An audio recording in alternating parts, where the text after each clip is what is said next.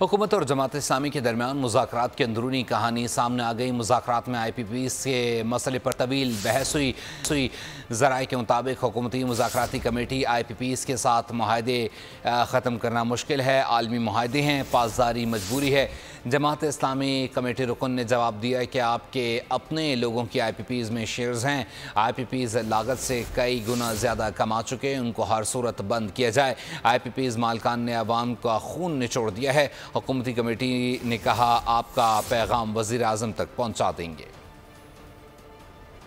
इसका मामला है निजी और सरकारी जो तनख्वाहदार तबका है उनका मामला है और इसी तरह IPPs का भी पूरा हमने तजकिया पेश किया कि भी ये एक गलत बयानी की जाती है कि इंटरनेशनल कोई कमिटमेंट है। हम बार बार इस बात को कह रहे हैं कि ये धरना महज कोई हमारी अपनी एजेंडा नहीं है कि या हमारी कोई इस तरह कोई शौक नहीं जो है। मुल्क के अंदर अनारकी बढ़ती चली जा रही है, लोग कानून अपने हाथ में ले रहे हैं। हम तो ज़ाहिर वेलकम करेंगे, कुछ भी आए ये मसला है, इसके अंदर आके कोई ना इनपुट खैर मकदम करेंगे।